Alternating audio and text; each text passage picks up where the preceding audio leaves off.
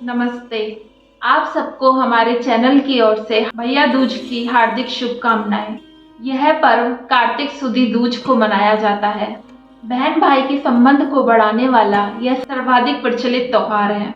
इस दिन यमराज की बहन यमुना जी ने अपने भाई यमराज को तिलक करके भोजन कराया था, इसलिए इस दिन को यमद्वितीया भी कहते हैं।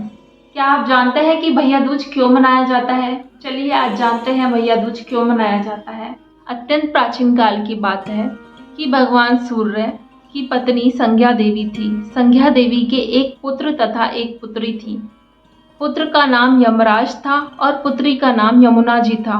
अपने पति सूर्य देवता की गर्मी तथा सूर्य किरणों की तीव्र उष्मा सहन न कर पाने के कारण सूर्य पत्नी संज्ञा देवी उत्तरी ध्रुव में छाया बनकर निवास करने लगी। संज्ञा देवी की छाया से ताप्ती नदी तथा शनिश्चर का जन्म हुआ।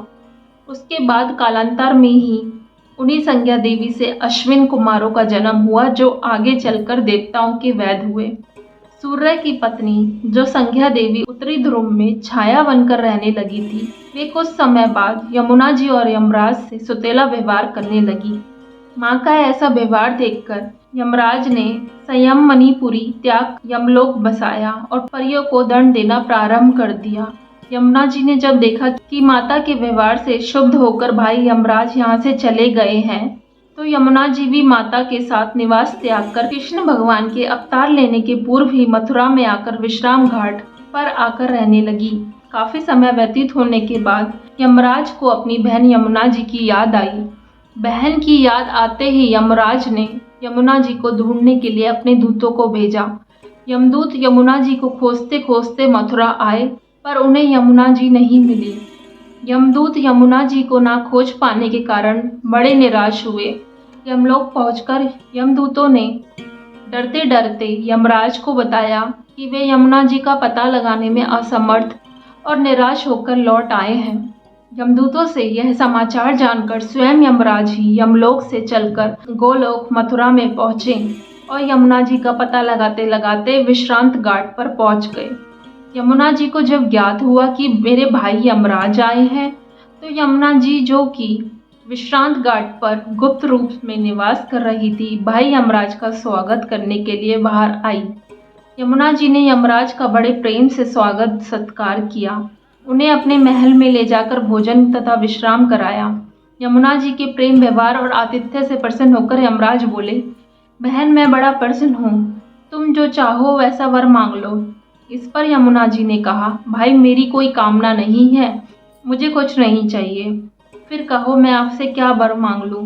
इस पर यमराज बोले, नहीं बहन नहीं, आज तो तुम्हें मेरा मन रखने के लिए अवश्य ही वर मांगना होगा। इस पर यमुना जी बोली, हे भाई अगर आप मुझे वर ही देना चाहते हैं तो यह वर दीजिए कि आज के दिन जो भी नर नारी मेरे जल में स्नान करे वे यमलोक जाने से मुक्त हो जाएं, अर्थात उन्हें आपके लोक में न जाना पड़े। यमुना जी द्वारा ऐसे वरदान मांगने पर यमराज चिंता में पड़ गए। वे विचार करने लगे, यदि मैंने अपनी बहन यमुना का मांगा हुआ वरदान उसे दे दिया तो यमलोक तो उजड़ ही जाएगा। सारे पापी एक दिन के स्नान से ही यमलोक जाने से बच जाएंगे।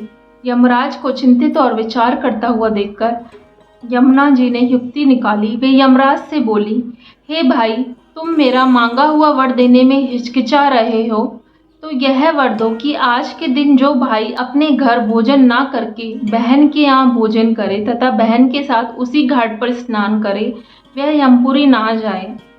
यमुना जी के यह कहने पर यमराज बोले, मुझे स्वीकार है, एवमस्तु, अर्थात मैंने यह वर दे दिया कि इस दिन जो भाई बहन यहाँ आकर अथवा कहीं भी तुम्हारे जल में स्नान कर पूजन करेंगे, बहन के यहाँ भोजन करेंगे, वे यमलोक नहीं जाएंगे। किंतु जो भाई बहन ऐसा नहीं करेंगे उन्हें स्वर्ग प्राप्त नहीं होगा और मैं यमपाश में बांधकर उन्हें यमलोक ले जाऊंगा। हे यमुना जी, आपकी कृपा से बहन भाइयों पर जो कृपा यमराज ने की उसके लिए आपको बारंबार नमस्कार। Thank you for watching our video. नमस्ते।